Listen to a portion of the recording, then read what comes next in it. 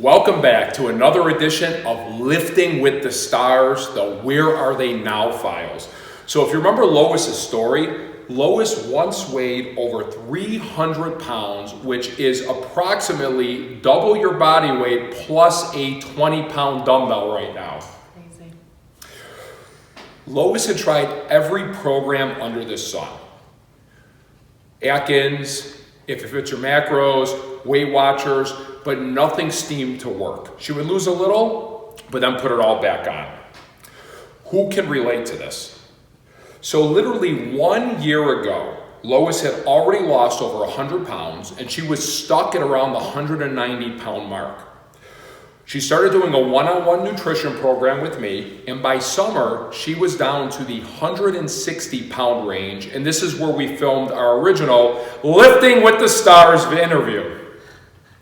Lois, here we are again. Not a whole lot has changed. You are still getting leaner. I'm still shaving my head, and you and I are both still very uncomfortable in close talking, hugging range conversations. However, we are going to gut it out and get through this together. We'll make that sacrifice for the fans. All right. So after we filmed the last interview, off the air, you and I had discussed some future goals, and you asked me what I thought the next goal for you should be. And I told you I thought it would be getting down into the 140-pound range. And you looked at me like I had three heads. So what were your initial thoughts when I suggested that to you? I did think that you were crazy and had three heads because to me, 140s was like never attainable. So I started, my first original goal was to get under 200 because I was like, oh, I'll get in the hundreds and I'll be great. And I got there. And then my next goal was 175 because it was a nice round number. And that was where I thought in my head for so long that would be the lowest I could ever go. But then when you said 140, I was like, no, that's crazy.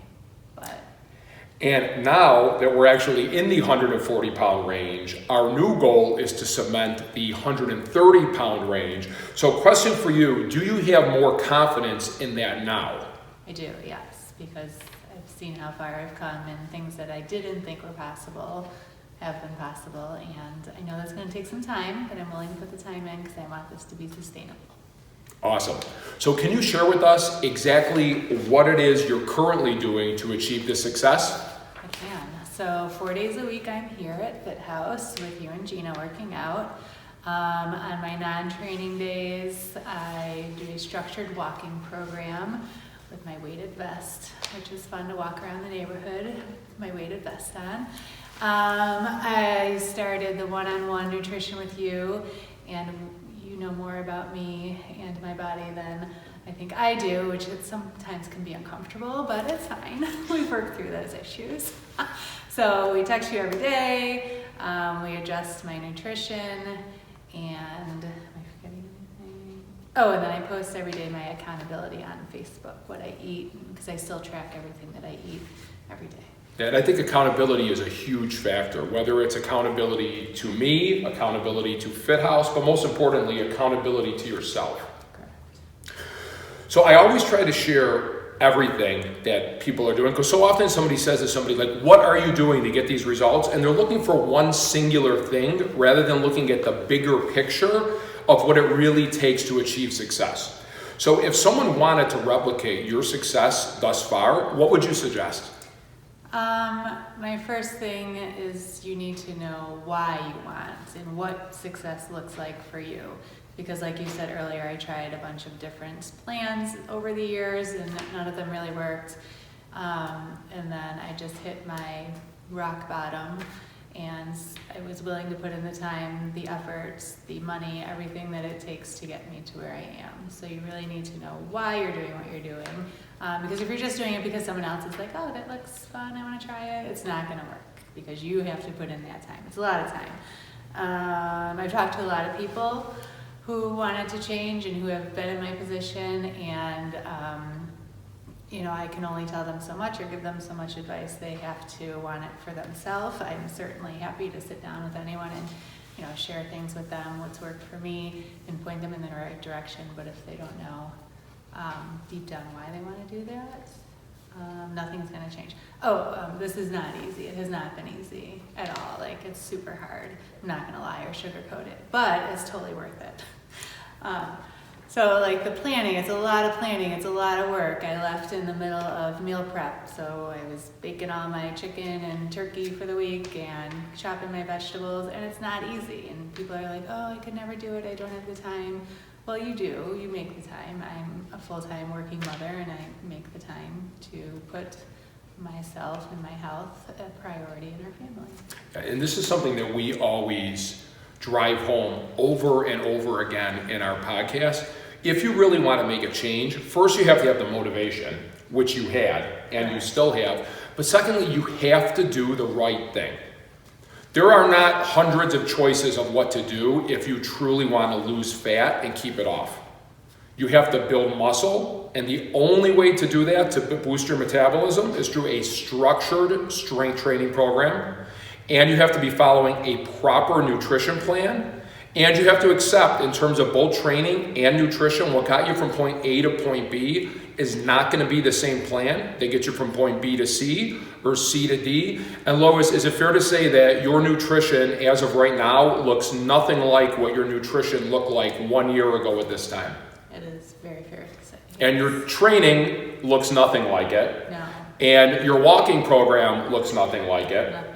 So that's the other thing. In addition to doing the right thing, you have to learn how to progress so you keep seeing results, because all of the results that Lois has seen is contingent on those three factors.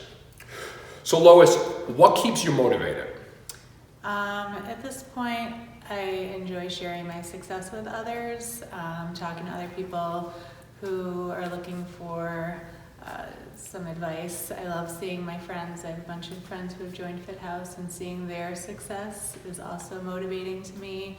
I don't know if you know this. So I'm going to be filming an interview with one of your friends who you referred to us after your last interview last summer. And in the last 6 months, she has lost over 50 pounds. Gina, can you correct me on that? Every time I say how much she lost like another pound and gets mad at me then. She just told me the other day she surpassed her 50-pound mark. Okay, so she surpassed her 50 pounds, but it was your interview and talking with you and then meeting with us that actually inspired her to get started and to make that change. I love that. That's great to hear. Okay, so Lois, what is the hardest obstacle for you currently, besides navigating your way through Buffalo, New York in a Miami Dolphins sweatshirt? Oh, you threw that in nicely. I was waiting. I was sitting on that one for the right moment. If you know me, it's no surprise that I'm a Miami fan. And it is Sunday. I don't know when you're going to post this, but we are playing, so this is why I'm wearing this. Well, you're used to it, right? Losing weight, losing football games. Okay. So back to our notes. I didn't see that in the notes, by the way. My hardest obstacle, especially coming off the holiday season and doing this one-on-one program with you over the past year, it's been hard. Family and friend gatherings, like it's very food and drink centered. I think a lot of people in Buffalo, we have a lot of good food, we have a lot of good places to eat and drink, and that is difficult. And I know all the tips, like eat before you go out, or bring food with you, or drink water or whatever, those are great tips, and they work 99% of the time. But some of the times I just want to be like, forget all the tips. I want a bottle of Prosecco, and then I want to eat cheese and peanut butter and whatever. But then I feel like garbage after. So over the holidays, I did have some fluffiness, and because I did some friends and family gathering, but... Should we be totally forthcoming about it? Sure. All right. So we had a plan, because maybe people could relate to this. Okay, yes. So we had a structured plan. We did. Lois was going to have I forgot what we called it, like a fun meal. Sure. Okay, so one fun meal on Christmas Eve, one fun meal on Christmas Day night, and one fun meal on New Year's Eve. And then that was going to be it. It was going to be good for your soul. It was going to be good for you mentally. We're going to be right back on track. It didn't go exactly according to plan. Not exactly. I didn't really listen to the structured plan, and I'm paying for it now. But it's fun, because I enjoyed my time with my friends and family. My mom took me out for dinner, and how do you not have a nice steak when mom's taking you out, and a couple of glasses of Prosecco. But yes, literally that night, on Christmas night, I said to my daughter, I said, I can't with the dairy. I said, I made spinach artichoke dip. It was so good. I'm like, don't let me, because I just feel blah. And then like mentally the next day, I'm just like, ugh, I don't want to walk or I don't want to do whatever. So that was big. And then I'm like, oh my gosh, I gained all this weight. How did I gain 11 pounds in 1 week? But it's not really 11 pounds of fat. Yeah, because it's been almost 2 weeks since Christmas. You've lost almost everything that you put on, correct? Correct. And we're getting back on point. But I think that's a real important distinction. It's like, I'm glad you had an amazing holiday with your family and friends, and now you're right back on point. And I always tell people this, and maybe you can relate to this, time's gonna pass no matter what. So last year when Lois and I first sat down and when she was in the 190 pound range, 1 year was gonna pass regardless, so we were gonna be back here again. But it's what she chose to do with that year. So you're down approximately an average of, let's say, 45 to 50 pounds within the last year. What do you choose to do with your year this year? And this is one thing I bring up to a lot of people who tell me they want to lose weight, because we're going to be sitting here again January of 2023. So what will you have accomplished with that year? Time's going to pass no matter what. What do you want to do with that time? Oh, you're asking me? I was just it was kind of up in the air. I thought it was pretty good. But I am going to ask you this. So do you have any advice, Lois, for people who are on the fence with getting started? It's that new year, new you, and a lot of people are like, oh yes, I'm going to start my resolution, and maybe you don't know where to start, or you're not sure if you want to start or how you can start. It's very overwhelming. There's a lot of information out there. So if you're on the fence of whether or not to start this journey to a new, healthier you, I say get off the fence, call in the help of professionals. I tried to do this by myself for years and years and did not have success. So find your people. I would say people that can help you with nutrition, with your exercise and workouts. Find your people at the gym that are going to support you and make you want to go to the gym.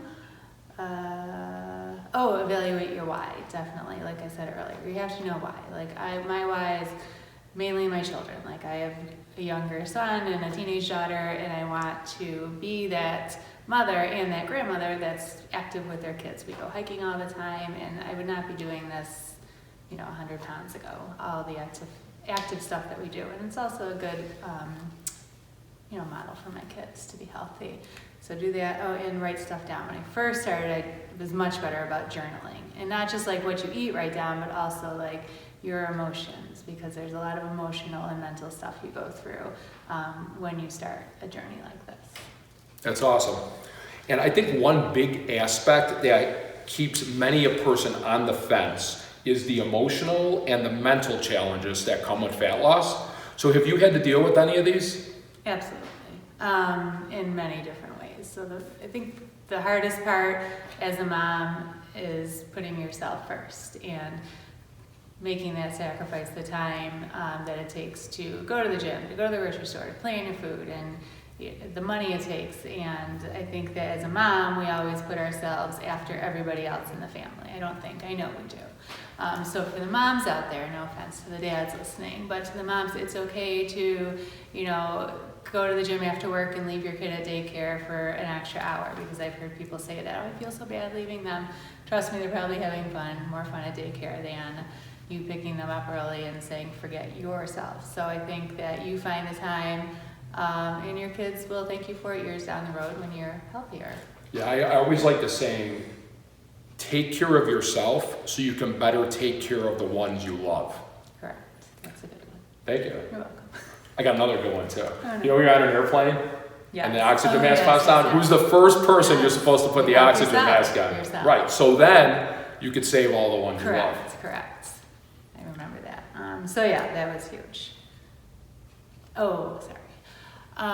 Also, having failed so many times and being overweight and unhealthy my whole life, why is this time going to work? Oh, it's not going to work. I'm just going to keep all my clothes, my fat clothes. I'm going to keep them in the closet.